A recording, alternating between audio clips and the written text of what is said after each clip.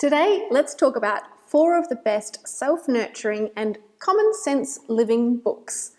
These books are ones that sit on my shelf and have brought me so much delight over the years, and I can't wait to share them with you.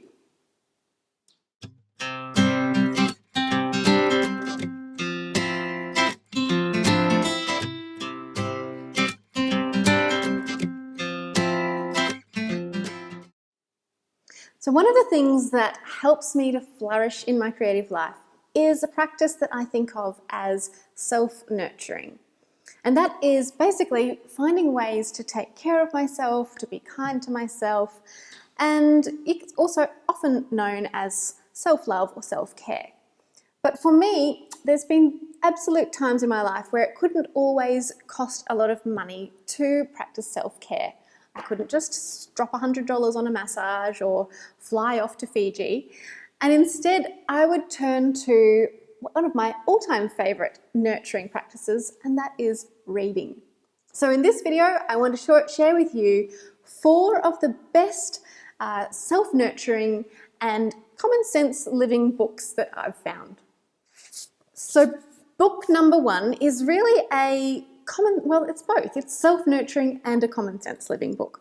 This one I took with me on a writing retreat to Bali, so I did actually fly off to Fiji, so to speak, but was delighted to dive into this book at the end of every day to unwind and find inspiration for some pieces that I was writing at the time. And what I love about Sue Bender is she is very raw, she's very authentic, and she tells it as it is in these little tiny vignettes. Some of the stories, most of the stories I should say, are really only a couple of pages long, and sometimes even only a paragraph. But you finish each one and you feel like this little poignant, yeah, that was good. So Everyday Sacred is number 1 on the list. Not because it's the best, just because it is the right size to fit on top of the pile. Number 2 is a book written by Cheryl Strayed. Now, my dear friend Jess Ainscough put me onto this book and also onto Cheryl's other book called Wild, which is about her trek through the mountains in America. But this book here is actually a collection of essays and columns that she used to write under a pseudonym for, I think it was an online website where people would write in for advice from Dear Sugar. And this is a collection of her responses to people's questions. And I loved her book because it was really a lot of common sense. But in fact, it wasn't that common. Sometimes I think in our culture we have ideas of what we should do in the face of life's difficulties. And she comes up with these surprising twists and like, you know what? That makes a lot of sense when I think about it like that. So I devoured this in about 2 days and highly recommend it as something to dive into before you're going to sleep. You'll find it very entertaining and delightful. Now, the last physical book that I've got to show you is so dear to my heart. Simple Abundance, a day book of comfort and joy, has been sitting beside my bed for approximately 14 years. And it's the one book that is never too far away from my arm's reach because I love to be able to just flip open and dive into one of her short little stories or essays that she writes, one for every day of the year. And it's always got this lovely nurturing quality about it.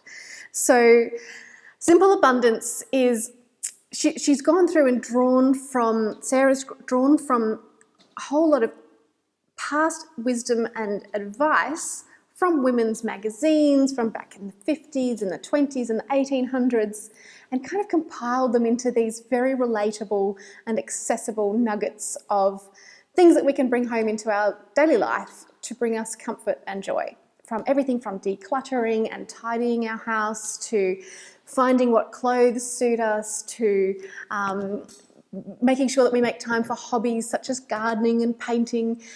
And it's like this, it's just a woman's wonderful, wonderful world of advice. So grab yourself a copy of Simple Abundance if you're looking for some comfort and joy. And the final book that I wanted to share with you, I can't show you a physical copy because it's on my Kindle, but it's The Life-Changing Magic of Tidying Up. And I know I've spoken about this on the blog as I've given away a copy in the past, but Marie Kondo's book is so beautiful in that she talks about how to declutter your environment and make it so that it really supports you and brings you joy and pleasure.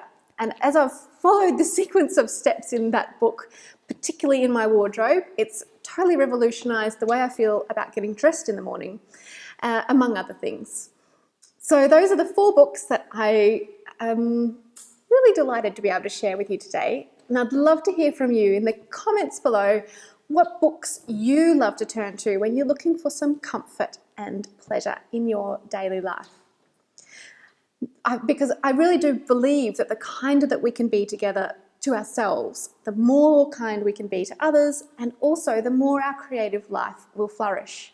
Because there's one thing that happens when we start to set out on making something happen in our creative life, and that is our inner critic will likely be roaring at us. So the more that we can buffer ourselves with a cocoon of love and kindness and gentleness, the more resources and fortitude we have to be able to not push through, but to step above those critical voices and actually make what it is that we desire to make in the world.